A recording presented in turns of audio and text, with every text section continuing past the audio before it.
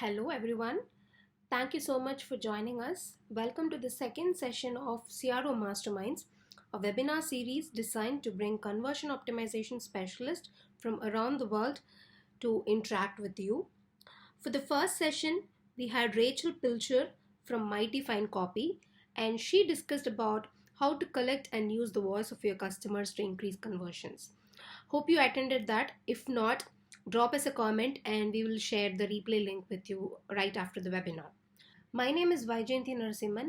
I head marketing for Zoho Paid Sins, and I'll be the moderator for today's webinar. Today I have with me James E. Turner, who is going to be talking about the 7 deadly copywriting sins you should avoid. James is the co-owner and CRO Director at Snap Copy. He is also a conversion copywriter and owner at Turner Creative. Over the last 6 years, he has helped a lot of startups, entrepreneurs, and SaaS businesses boost their conversions and connect with their customers. He also co hosts a podcast named The Copy and Design Brew. If you're an aspiring entrepreneur, you might want to check that out. When not at work, James is a musician, gardener, and a cooking enthusiast. Before handing the stage over to James, let's do a quick housekeeping check. I hope the audio and video are good. If you face any issues, just use the lower hand option on your left or leave us a comment and we'll have it checked. If there is anything you want to ask James, leave them in the Q&A tab. I'll pick a few at the end of the webinar and James will answer them for you. We discuss all things conversion optimization on social media, so make sure to follow us at Zoho Paid Sense. And lastly, do give us a shout out using the hashtag CRO Masterminds and share your feedback with us. Tell us how the webinar is and if you have any suggestions for the future webinars. Without further delay, let's welcome James. Over to you, James. So I thought I would make a nice slide of Snap and Zoho Page Sense together. And first of all, thank you so much for having me on. I'm really excited to be here. And yeah, so I guess probably to start, it's good to say a little bit about who am I anyway. So as I was introduced, I'm James E. Turner, and I am the owner and conversion copywriter at Turner Creative, which is my own personal consultancy, which I've been running for just around 6 years now. Working with clients big and small, B2B, B2C, a lot of SaaS, a lot of tech. For about 4 years, I think now, I've been co-running Snap Copy, where we do quick turnaround jobs for people who want kind of quicker access to higher level copy than usual. And myself and my business partner often have 2 months waiting lists to have to deal with, whereas Snap Copy, you can buy credits and start using them right away, which has been pretty interesting and also exposed me to a whole bunch more different types of copy, different contexts, that kind of thing. And if you want to find me online, I'm at jturnercreative on all the things, most of the things. I don't think I'm LinkedIn, but whatever, you'll find. If you want to, you can find me. I'm also an amateur tour guide. That's me and my family in the UK this past fall. We made our inaugural trip over. My parents live there. And I am a gardener's apprentice. That's my daughter and I watering the square-foot garden that we have in the backyard. And weekend rock star. There's a picture from my halcyon days in my band in Japan, where I lived from 2008 to 2011. And what's Snap Copy, you might be wondering? Well, Snap Copy is myself, plus Leanna Patch at the amazing punchlinecopy.com. Together we make Snap Copy. We run it together. Leanna is actually a much more prolific presenter than I am. Back when people used to go to conferences and things, Leanna spoke at a lot of them. So this is pretty fun for me to be the one, the two of us doing some speaking today. So the 7 deadly copywriting sins, not the, but 7 deadly copywriting sins and how to avoid them. Wanted to just start by saying, maybe if you're wondering why 7, I mean, obviously the 7 deadly sins, that's a convenient tie-in.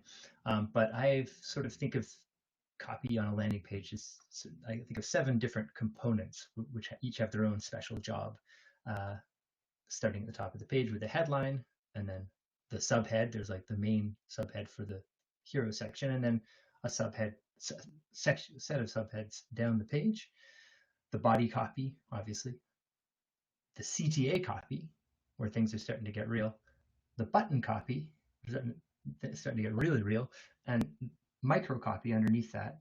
And then the seventh bit of copy would be the testimonials, which I'll get to. But anyway, that was my kind of thought, was to sort of think of one big thing not to do for each of those 7 things, and then 3 things to do for each of those 7 things. So that's kind of the structure I'll be following here.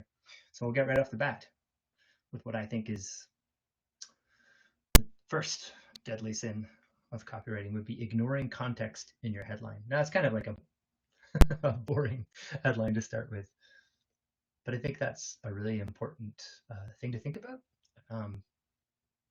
The sort of the context of how the person is, where their head's at when they're reading your headline is so important. Where they came from, where they wanted to go, what they're trying to achieve, all of these things. If you skip out on that and you just like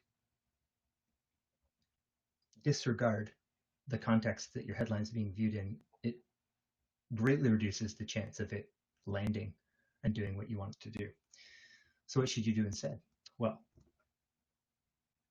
first thing, consider your reader's current level of awareness. So think about, like, there's a whole thing, Eugene Schwartz has this stages of awareness. Some people are aware of them, some aren't. But basically, does the person know that they have a problem? That's the first stage, is like knowing you have a problem that you want to solve. And then the next stage is knowing that there are solutions out there that you maybe can solve your problem. And then the next stage is knowing what some of the solutions are, and then knowing about your solution. And then the last is sort of like being ready to buy. So if you're targeting people with an ad at that really low level of awareness, where they're just kind of getting the idea that they've got something that they want to fix, and then your headline is selling your solution without any context about why you, or how you do it, it's just not gonna connect. So considering your reader's current level of awareness is very important, because you've got, I think I've heard estimates from 3 seconds to 10 seconds when you show up on a page to catch people's attention. And that's the number one job. We'll get to that as bullet number 3. But yeah, you've got a very limited amount of time. If it doesn't match what they were expecting, they're just going to bounce. They're going to click back. So that's that. With that, applying the concept of message matching, something I picked up from Ollie Gardner at Unbounce. He talked about that a lot, and it's so true. If you click on an ad that's like, I don't know, pet sitter service, you're trying to find somewhere to put your cat in, you click on it and it goes over, and the first thing they talk about is the, I don't know, cat food that they sell as well as a sort of like byproduct. I don't know. But the message doesn't match. You're like, oh, that's not what I thought was going to happen when I clicked on that. So, I mean, I try as best as possible to use words from the ad in the headline so that it's really obvious, really clear. If you've gone from one place, you've clicked, you've taken a sort of leap of faith, and you get to the other place, that it all matches. And then the last thing you need to do is make sure that your headline stops your reader in their tracks. An alternate number 1 that I was tossing around was writing boring headlines, but I probably could use that for every stage of the journey, so I didn't. But if the headline doesn't make people stop what they're doing and want to keep reading, it has not done its job. That is the number 1 job above all else. It needs to match the message that got them there, and it needs to match their level of awareness, yes, but also, and kind of more importantly, it needs to make them be like, whoa, what's this? And want to keep going. That's the point of a headline. Deadly sin 2, using irrelevant, unclear subheads. I think the best way to think about this is that in this sort of dichotomy of clever and clear. Obviously, it's not a true dichotomy. You can be clever and clear. But if you're choosing between clever or clear, always go for clear. That's what I meant by also irrelevant. If you've decided in your head, it'd be really funny if all your subheads connected up with some sort of high level joke that you're making on the page, but it doesn't explain itself, or it's not as obvious to other people as it is to you. Um, it's just not helpful. It's like when people would play around with the menu on their website, changing the word about or the word blog for something, my journey, your journey, something. It's like this. Yeah, they all go together, but they don't make sense. And like really, you just want to be able to look and know exactly what's contained underneath that. So what should you do instead? Well, support and clarify your headline would be, I think, the number one job. That's the way I think about it. If you land on a page, the headline kind of stops you in your tracks, makes you go, okay, there's like, this is for me. Let's see more. So maybe you'll make like a bold claim like, you don't have to do your taxes anymore. What? And then the subhead is, because we're going to do them for you. So it works as in tandem. And there's kind of two kinds of subheads. There's the subhead that is at the top of the page, and then there's like kind of subheads that are more section headers, you could say. So this is specifically about the first subhead that people see. I like to use that as a kind of 1-2 punch, where one makes you go, huh? And two makes you go, ah. Those are very technical terms. Learn that in copywriting school. Clearly address one benefit or pain point. Now this is more speaking to the other style of subhead where it's a section header as you go down the page. If you try to put too much in, it becomes, again, unclear and maybe irrelevant. You should try to, well, I say should, I don't like that word, but what I try to do is, having identified through research, voice of customer research, ideally, what your ideal reader or customer's let's say top 3 pain points that they have that they're trying to solve with your product or service, and maybe the top 3 benefits that they get, like how it impacts their lives and makes it better. I would try to have 6 maybe sections where each one, or sometimes you can kind of like put the pain point in a subhead and then discuss the benefit down below. But the subhead itself, one subhead should address one of those things. And if you've done your research properly, those will be the things that are top of mind for your reader, which will keep them engaged, keep them reading down the page. Maybe they'll scan through a first couple and then they'll find the one that's like, yes, that's my problem. That's what I'm trying to solve. But that's why you want to do it that way, which brings me to the third thing you should do instead, which is tell a story down the page. I don't have numbers for this. Let's say 79% of people scan to the bottom of the page, not reading all the copy contained within it. We like to think, oh, well, they'll read this bit first, and we better make sure to, but it's not really how it is.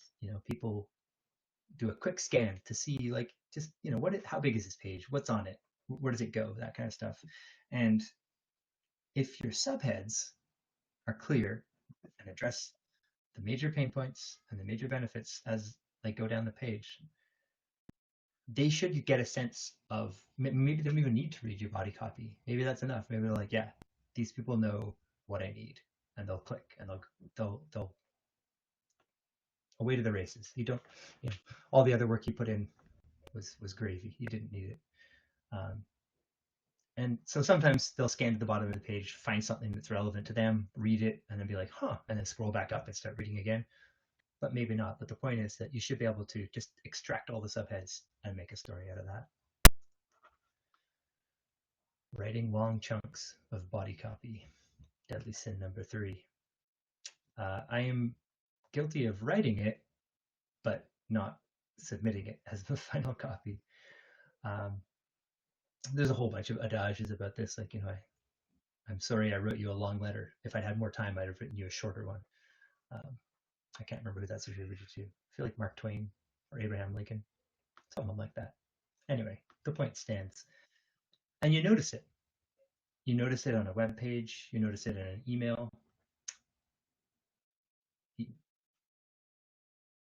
just can't you'll look at that sort of mess of four. I mean, I don't know. It's like 3 lines, 4 lines. It starts to look a little heavy, and your brain is just like, whoa, that looks like work. Skip. And then they don't read the wonderful prose you've constructed. They don't read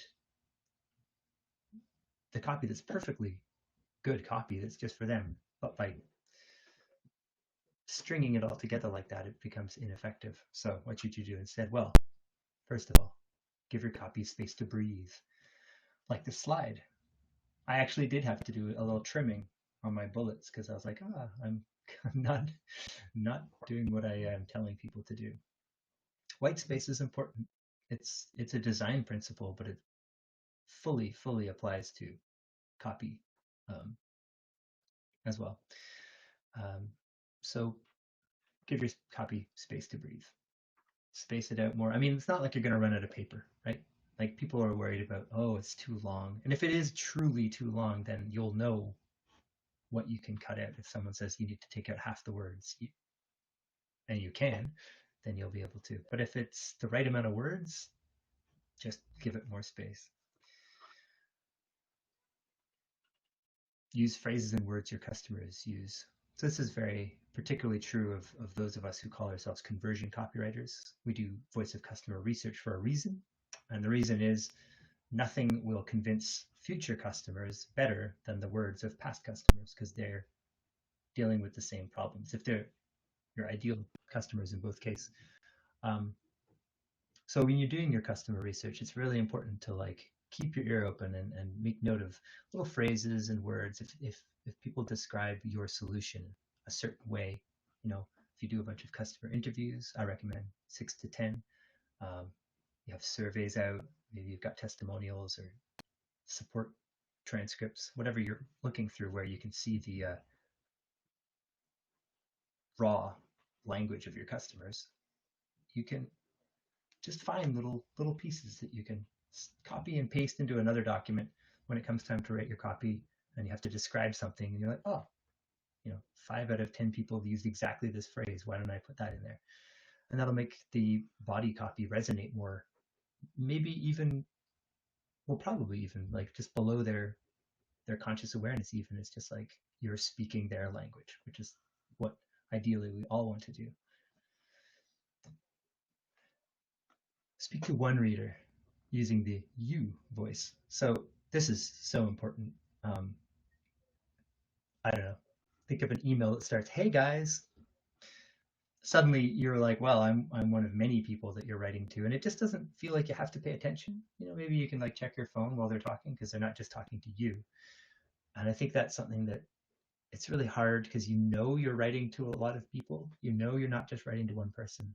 But when you're reading it, if it's written just to one person, you'll be way more engaged. So right now I'm talking to you. Yes, you.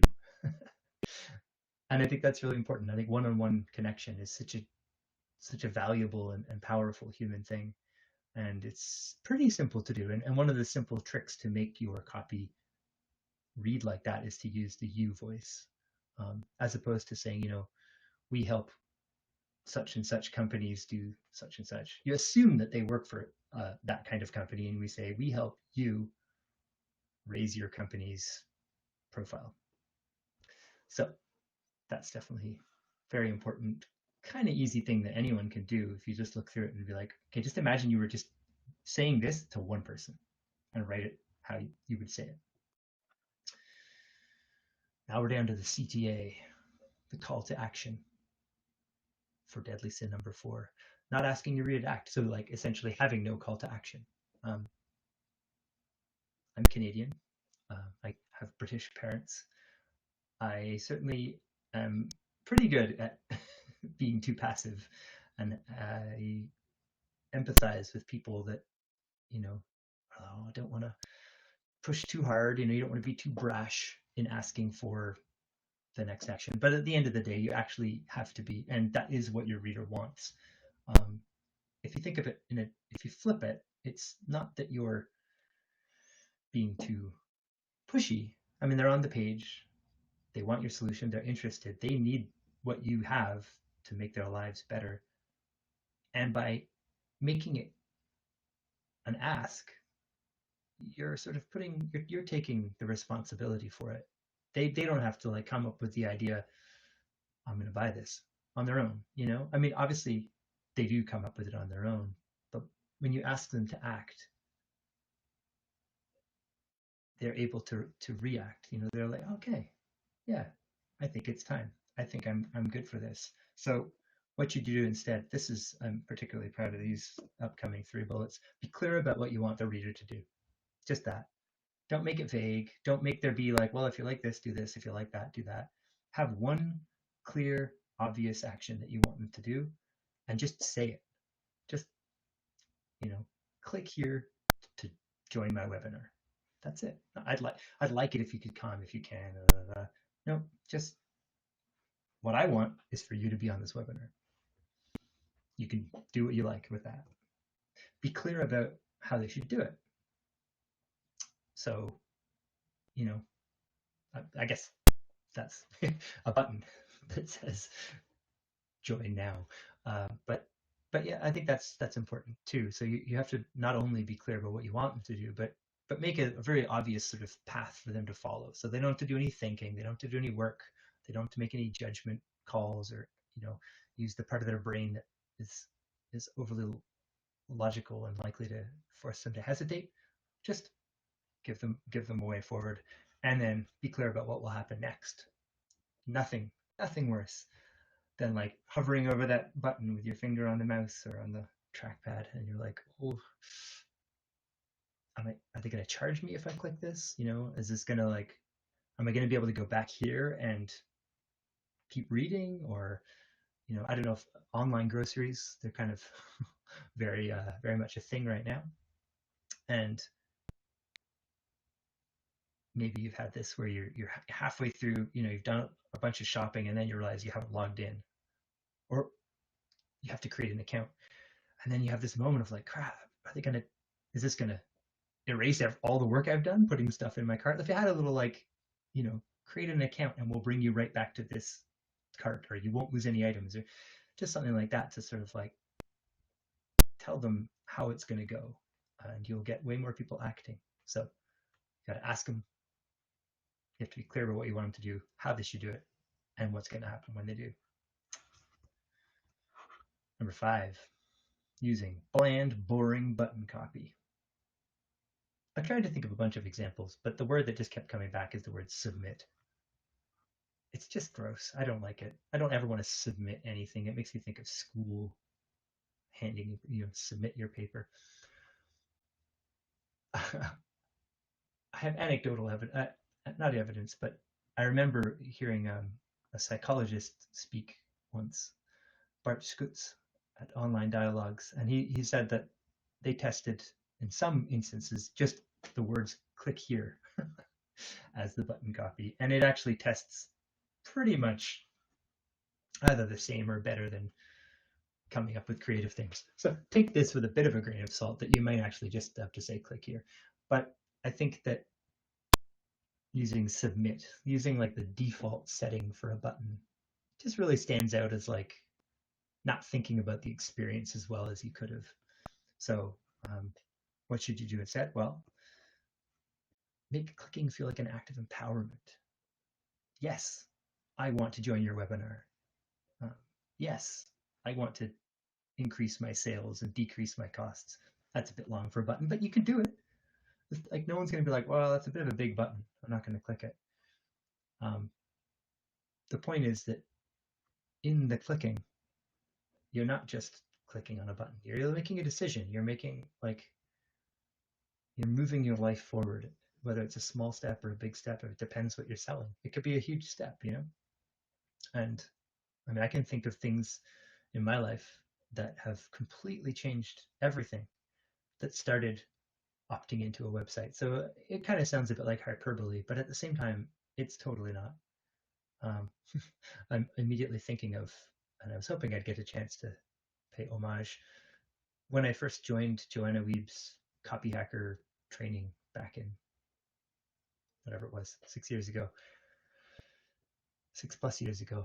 There was a moment where I hadn't really gotten any idea about what copywriting was. And then I took a chance. I laid down pretty much all the money I had at the time. And at some point, with all of that baggage, with all of that weight, with all that fear, with all that hope, I'd clicked a button. So it is an act of empowerment. Match the word on the button to what's going to happen. So there could be a case for submit, I guess, if it's a form, a boring looking form, submit, you will submit it. But like I was examples of, yes, I want to join your webinar, sign me up, put me on your list, that kind of stuff. That's what's going to happen. If I press that button, that's what's going to happen, and I know that, and it says it, and it happens, and I'm like, God, that was pleasing. I will trust them in the future. And use the reader's own I voice. So I know there's a little bit of debate about that, but I firmly believe that the whole page should be in the you voice and the button should be in the I voice, because that's the moment where it's like they are acting. If you're clicking a button that says get your something, it's like you're talking about it and I'm just like quietly pressing it. But if it says get my something, I'm the one doing it. You've been talking to me all this time, and now I'm responding with this button that's like my voice. So all ties together. Deadly sin number 6, not using powerful microcopy. Not 100% sure why I put that in parentheses. It's not that, obviously you should use microcopy that's powerful, but the point is that microcopy is powerful, and often people don't use it. Sometimes you can't use it because your provider or whatever the platform you're using doesn't have it, and maybe you don't know how to code a custom solution. I know I don't. But if you can use it, please use it. It's so incredibly powerful.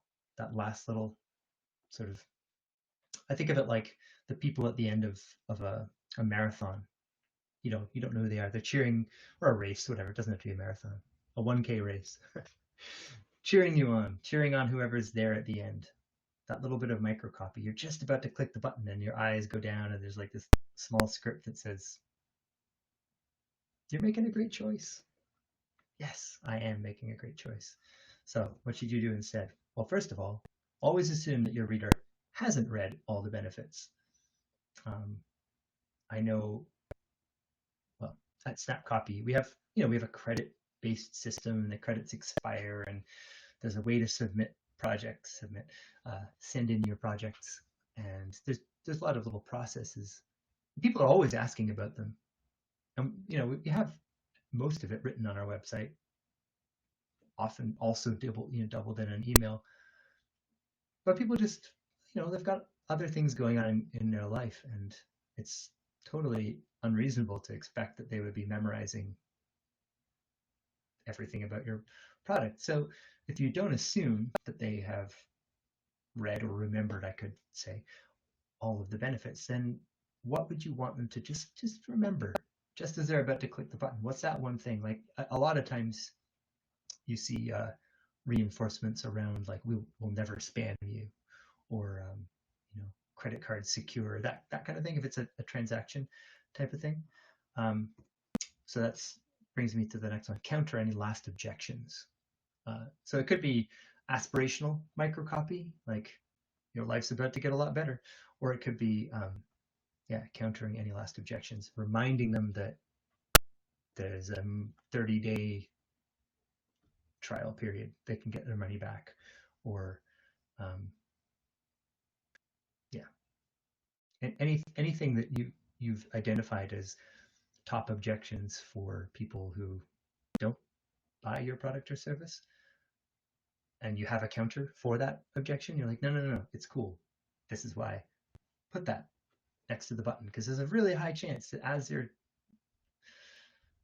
trying to decide whether or not they should take the plunge, that's what's running through their head. And if you can counter it right there, like, yeah, done, solved. Thanks for the reminder. You're awesome. Click. Make the experience fun for your reader. Now, I am personally of the opinion that should be like the number one rule of all copy. I take aspects of my business very seriously, but I never want to take anything so seriously as to make it not fun, because I just don't see the point. I don't know. Don't at me if that's a silly viewpoint to hold, but I think nothing you're selling couldn't be helped with a little bit of fun. It doesn't have to be giddy fun, like tone deaf fun, but just fun.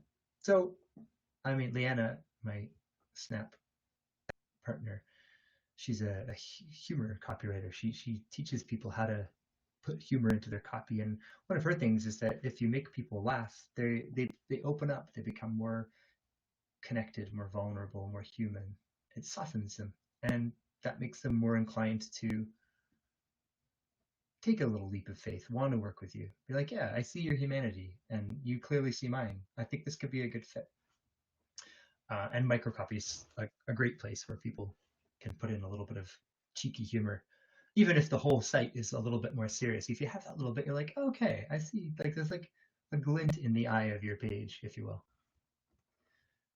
And number 7, grouping all your testimonials together. This is a big one for me.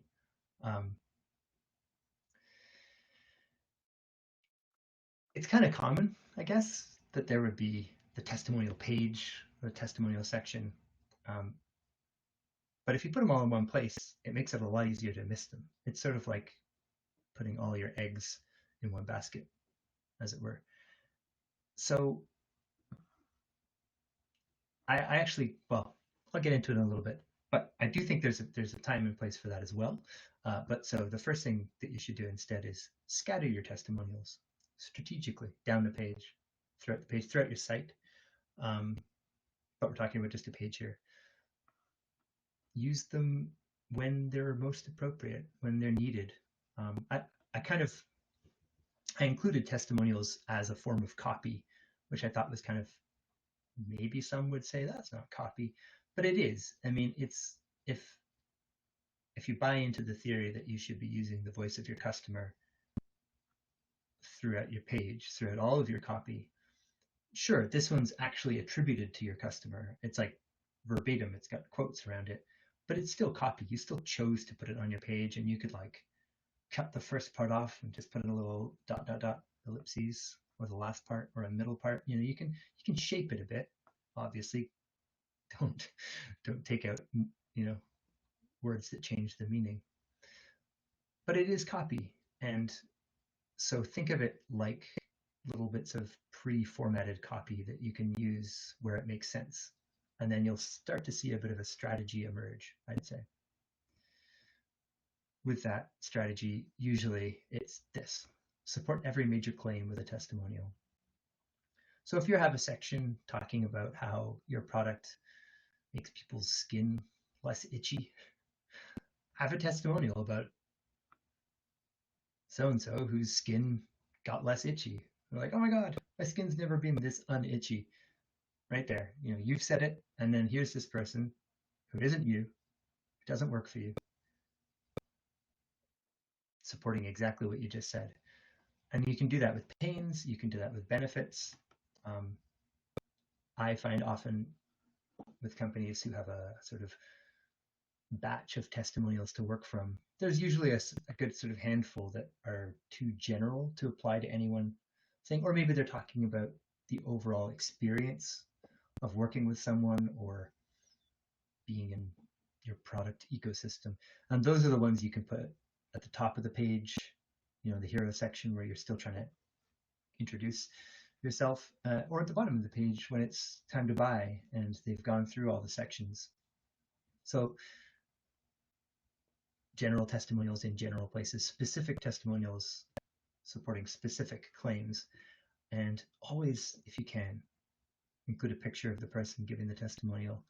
I know that it can be hard. I work with B2B companies a lot, and there's sometimes sensitivity around thing depending on,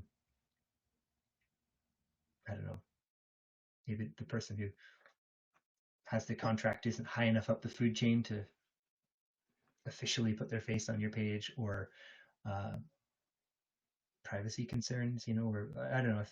There's certainly a lot of instances where companies still have this sort of wanting to maintain the image that they do everything all themselves, and so they don't want to admit that they've gotten service from here or there. And I do get that, but I think that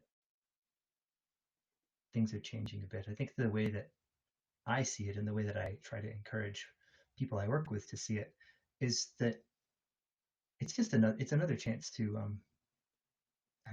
advertise for yourself, right? Like, you're now on someone else's site saying something interesting and generous. There's your picture, there's your title. If you can get a link, great. I think there's a lot in it for the person giving the testimonial if you do it right, if you frame it right when asking.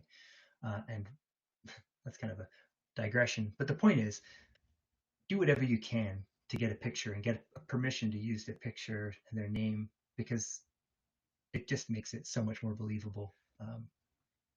If they're all sort of little gray silhouette pictures, not that people would say that you're, well, I guess you don't use them. First of all, don't use a silhouette picture.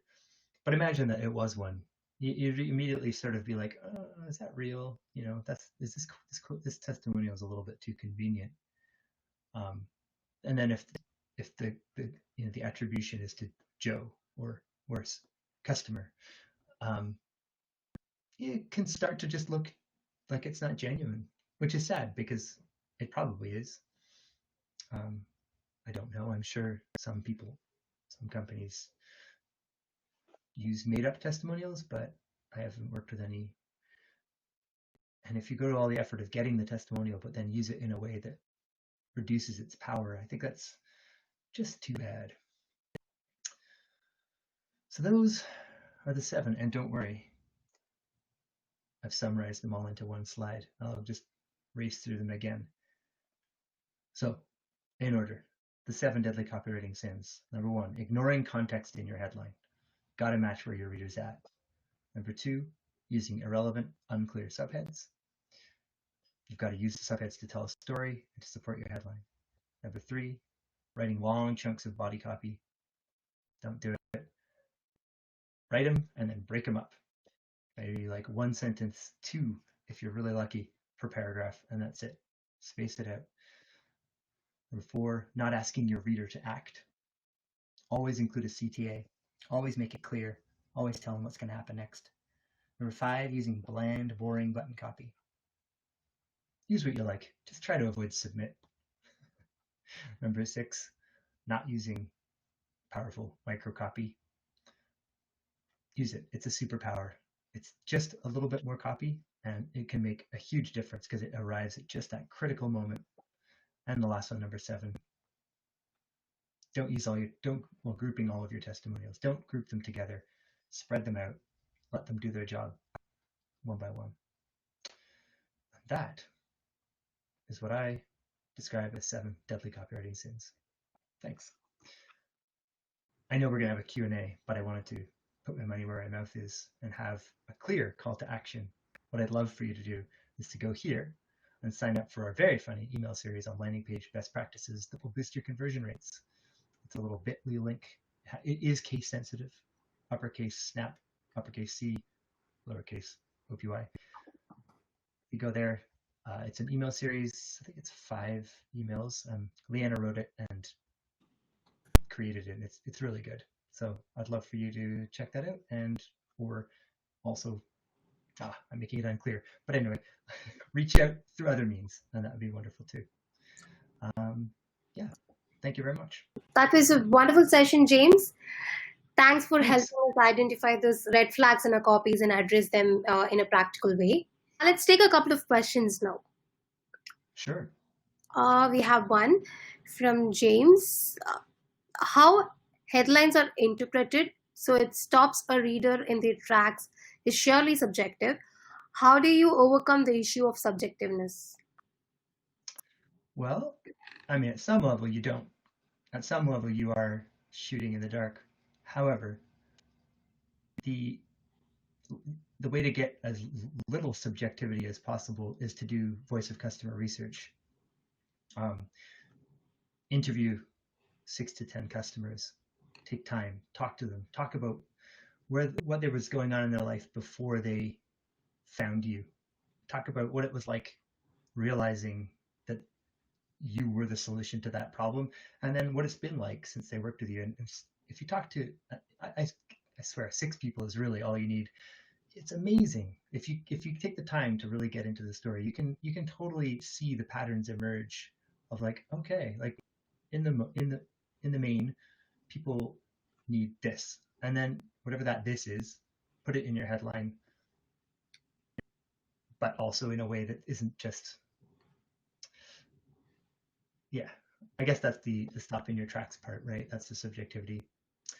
I mean, I would not be a fan of shock and awe. Like, you might get someone to stop, but they might be like, no, like clickbait.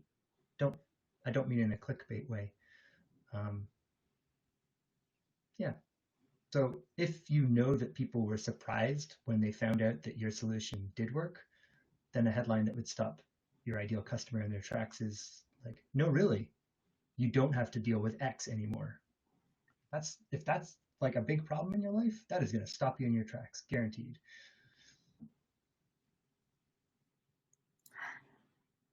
Okay, so we have one more question.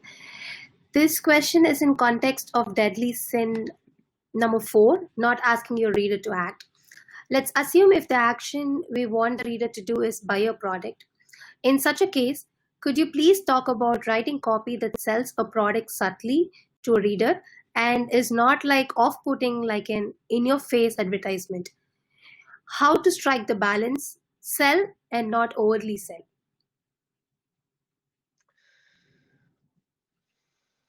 Well, I think that, I mean, at the end of the page, at the call to action part, your work has to already be done. So I think that the real answer to that is to have taken the time to address your ideal customers' concerns and desires, dreams and desires. Try to, there's a concept called future pacing, where you kind of get the customer to see their future self, to see that like new life on the horizon, if only they were to purchase your product. And then the call to action is kind of almost like you're giving them permission now to step into that new self. It's subtle in the sense that you're not saying bye, bye, bye. But if you make a compelling enough case of just really understanding them, I think that's it. Like, it's all about taking the time to really understand who it is that you're talking to. Um, a kind of tactic, I guess, that I learned, this is a Joanna Weeb thing for sure, is to write a personal letter. Like, so, and I choose my mom. I always think, how would I explain this to my mom? Like, if she knew nothing. And I'll write a letter that just goes through in a sort of clear, slow way why this thing is important, what it does, why it's the best option. And obviously, I don't try and sell it at the end, but I think that if you think it in terms of like a personal conversation with someone that you know needs, like literally really needs your product, it's just going to sell itself, Like, if you're right, if you've done enough research to know generally, 3 pain points, one of which at least everyone has, it might not be the same one, but if you pick the top 3, the chances are that like all of your ideal customers have at least one of those things that they're suffering with. You're not selling it almost, you're just like letting them know that they have the power to put an end to their suffering. And suffering is like a kind of dramatic word, but at some level, you buy products and services to relieve suffering, whether it's acute or chronic or subtle suffering. It's still, oh, I wish my deck looked nicer. Maybe I should get someone to build me a new deck. You have a deck. Are you really suffering? I don't know. But if you want a new one and every time you look at your old one you feel like less than, then that's the suffering right there. And if I can make a compelling case that, I'll do it quickly, without disrupting your family, with wood that won't splinter your feet and doesn't require loads of maintenance. It'll make your house look better and, you know, increase the resale value of your home, whatever. You know, and you get like when you get to the end, it's like, you know, that whole meme of like, take my money. So I think that's the subtle way to sell, is to really just make it so that when it comes time for the call to action, it's them, like the customer is the one doing the selling internally. I hope that makes sense and answers the question. Okay, so we have one more.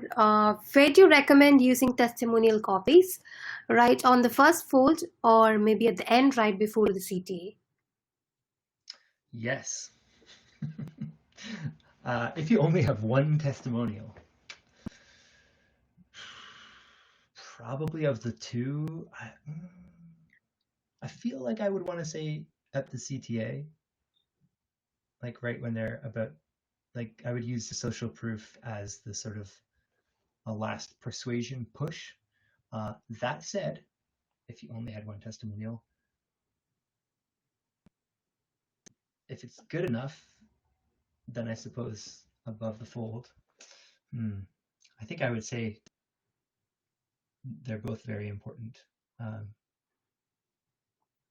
Probably, yeah. No, you know what? I'm gonna decide. I would choose, if I only had one testimonial to work with, to put it at the CTA and rely on compelling and deep copy in the above the fold section. Um, Now, there Okay. obviously are some products. Oh, I just wanted to say there's some products where, you know, if people are searching for like a low cost widget,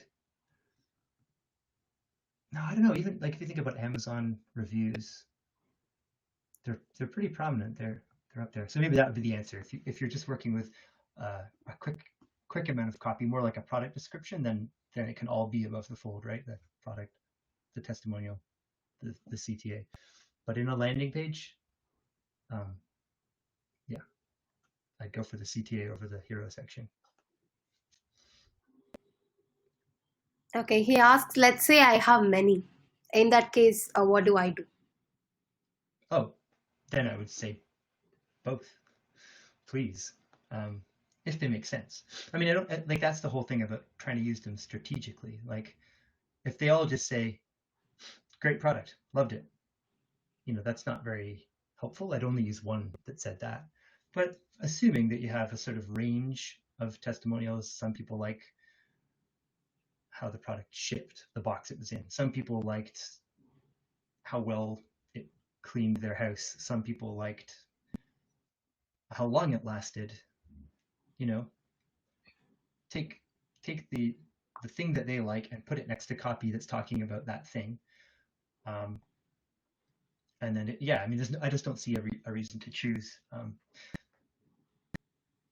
If you have a reason not to put it in the hero section, like you've just got this really cool design where it just would break the flow, then I don't think that's a big deal. I think you're probably going to get people enjoying the experience and being happy that you didn't interrupt it. But when you get down to the end, when it's kind of like business time, you know, there's a button, there's microcopy, it's the transactional part. Having testimony under, I never got back to it. I will say, however, if you have loads of testimonials, I don't think there's anything wrong with also having a, you know, testimonials page separate, like see all testimonials. If people want to read testimonials, let them read testimonials. Like I definitely do that with like Airbnb and Amazon. I'll be like, yeah, okay, I think this is the thing for me, and then I'll go and read testimonials for like half an hour and waste my time and then come back to my original decision. But if I didn't have them to look at, then I might be like, I don't know. So if you have a lot, I would try to find a way for customers to also be able to look at them as a group, but on the actual page itself, it's really important to use them strategically and not just like a like a carousel at the bottom that spins around too fast and you're trying to read it and it's gone. That kind of stuff. Okay, that makes a lot of sense. So there's one more related to testimonials. So how do you select a good testimonial? Well, I mean, I think for a testimonial to be effective, it has to have a little bit of detail, like not just great company or great product. It has to talk a little bit about why. So I guess that would be the first thing. If it answers any question, why? Great product, love the delivery, whatever. So, um, and then as for what's good, I mean, so I definitely do light editing, not heavy editing. You don't want the tone of testimonials to sound like the tone of your page, or it'll be obvious you either just completely made them up or doctored them. But I also think that there's some grace to give your testimonial givers if they've made like grammatical or spelling errors. Like I would fix that. I think if it were me and I made a typo in my testimonial and then it was like published, I'd feel very embarrassed.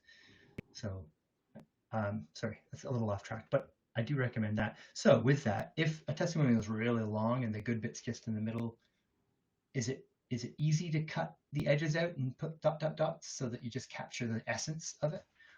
Sometimes you get testimonials where they say a lot, but there's no like continuous flow that really is, compelling, that really would work. So I guess you apply the rules of copy to it a bit. If it's irrelevant, if it's not clear, if it's kind of scattered, then I would say it's probably not going to work out as a testimonial. But I've definitely had testimonials that are like 6 sentences long and I end up using half of one sentence and the person's fine with it. Again, as long as you're not taking out the word not, so that it turns from this was not a good product to this was a good product, obviously. But if you, I think, yeah, if you would use it as copy, then it probably will work. Right. So there's one more question. You differentiated between subheads and section headers when talking about sin number 2. How do you tie in your section headers to keep readers engaged? How do I tie in? Well, I said that the section headers should each speak to a benefit or a pain. So in the sense that, assuming you've done voice of customer research and you've done a little bit of work on the messaging hierarchy, which is which pains are the most important, like what needs to be talked about first thing. Because like people read a page, if you look at like heat maps or scroll charts or whatever, most people don't get much past the fold. Some people get all the way to the bottom. So if there's something that your product does that is like its number one thing that every person you talk to said is good about it, that needs to be up at the top. So that's messaging hierarchy. And then as you go from the top to the bottom of the page, it should be, must know down to nice to know, oh, cool. They also do this other thing that makes me feel happy.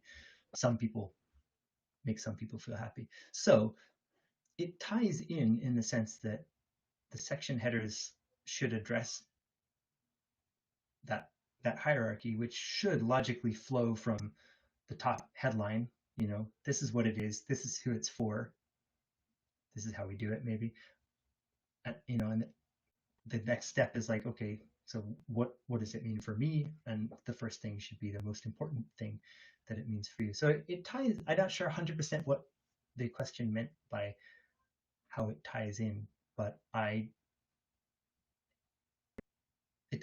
don't think it has to necessarily, like, you can put a line at the end of a section and just start a new section. Like, I don't think you have to,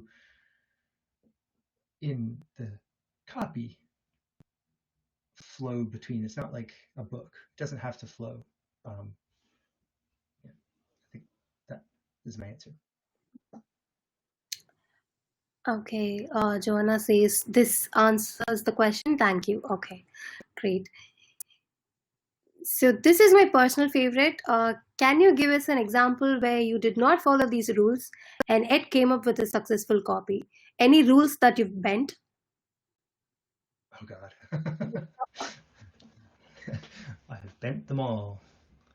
Oh geez. Well, you know what? I remember early in my time, I submitted a headline that was like 2 lines long because I was like, oh, this is exactly, the most important thing that came up from the research. This should be the headline.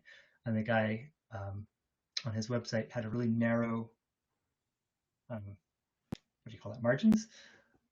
And so when he put it in, it was just like, it looked like body copy, but it was in headline font, and it looked awful. And I don't know what I was thinking. Even I should have probably thought about what size font it would be in. And I mean, it was two. I say it was 2 lines. It was probably like, now go here and sign up for our very fun email, like that long. But if you put that in big title size font and then squeeze the margins, it is no longer what you would think of as a headline. So that's definitely one example. I try not to think too much about my the times I've bent the rules. But you're saying maybe that they were successful. Was that the question? Yeah. And it was successful.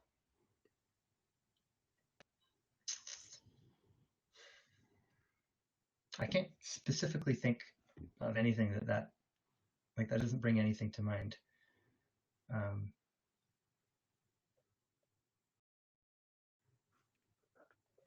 Okay, then I'll move Yeah. on to the next question. Is it wise to display the CTA at the side throughout the page, like a sticky top bar? I like sticky top bars. They stay out of the way. They're there. Like I think of those as, they're there, but you don't look at it and you read. And then when you get to the point where you're convinced, you're like, where's that button? There's that button. So it's like always there when you need it. So I like the sticky bar idea. I also like having different buttons down the page, maybe every section or 2 sections, using button copy that relates specifically to what you just talked about. Like if it's addressing a pain, then the button could be like, stop my skin itching now. Something.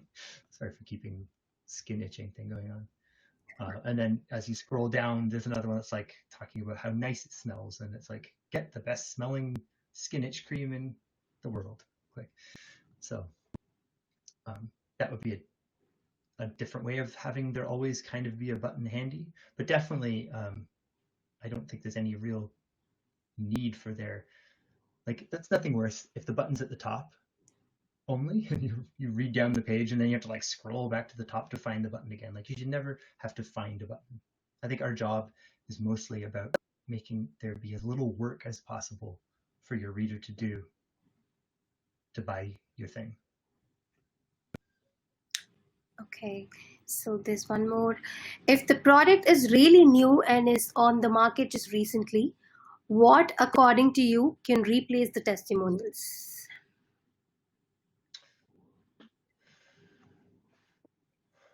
Reviews, like if you can get reviewed in magazines, online publications, that could be a different, you see that a lot of times featured in, and really what it means is that it's like a paid advertisement in, but nonetheless, you had an advertorial in Inc. magazine or something. So I think it's like testimonials are a form of social proof, but there are other ways to get it. Something that you can do is, no, it's, well, I don't know. You can sometimes you can write something in quotes without attributing it to someone, and it'll kind of like trick the brain into thinking that they're a testimonial. Not like not sounding like a testimonial, but no, I don't know. I don't know if I stand by that. I think it's pretty important to have a strategy for getting testimonials. Like if you have a product that anyone has bought at all, then do what you need to get something from those handful of buyers. I think that would be what I would say. Or if it's a product that could be compared to other products, then comparison of like features or specs could be a thing that would work. was just thinking about hey.com, which just launched this new, privacy-focused, human-centric email platform, and they're in beta, so they don't really have any users, but they go at great lengths comparing why they're better than and different from Gmail. And everyone's like, yeah, I know what Gmail is. And here you are like knocking down the things I don't like about Gmail and pointing out how you don't do that. And like, it's kind of social proof. I'm the testimonial there. I'm like, yeah, I do hate that. I do hate that. Cool, you don't do that. So I don't know. Case by case, I think, is the answer to that, unfortunately. So we'll take just one more question. Sure. How do I frame my copy if I indeed want the visitors to take different actions depending on their needs? Well, that's actually something I've used microcopy for. So I try to have a landing page be for one reader, and that one reader has one like thing that they're there for. So if you're doing a marketing campaign, like really you should have a dedicated landing page for all of the different things, like don't try to get away with one ad that speaks to many. However, some things that you see that you can use is like splitting, like right off the bat, like a sort of welcome mat type of thing, where when you get on the page, you have to choose, am I a business owner or am I an employee? And then you click on that, and then your experience changes because of that. So I would say it would be better to try to like separate the streams early on. But microcopy can sometimes be used if you get to the button stage and then underneath you're like, looking for an enterprise solution, click here in the microcopy, which the people would read. They're about to click on the button. They see this little bit that actually speaks even more directly to them. But I think it'd be kind of rare that. So that again speaks to the level of awareness too, right? So if you're trying to get people to just know about your brand, you're not looking for a purchase, then the CTA on the page will be something like opting into a list or starting a free trial, maybe, or even just reading an article on your blog. And you shouldn't also be trying to sell them at that point if you can avoid it. So I think maybe a better, if you have a case where you'll have a page where people will get to the bottom and have two different things to do, then I think you should rethink who you're sending to the page and make it so that there is only one thing. All right. I guess with this, we've come to the end of the webinar. I'll send an email with the recording of this session so you can share it with your colleagues or friends. And do sign up for this newsletter that you see on the display. And if you have any further questions, feel free to reach out to James on social media, connect with him on LinkedIn, and you can ask him your questions there. So thank you so much, everyone, for joining us today, and bye-bye. Thank you very much. Thank you so much. Bye. Bye.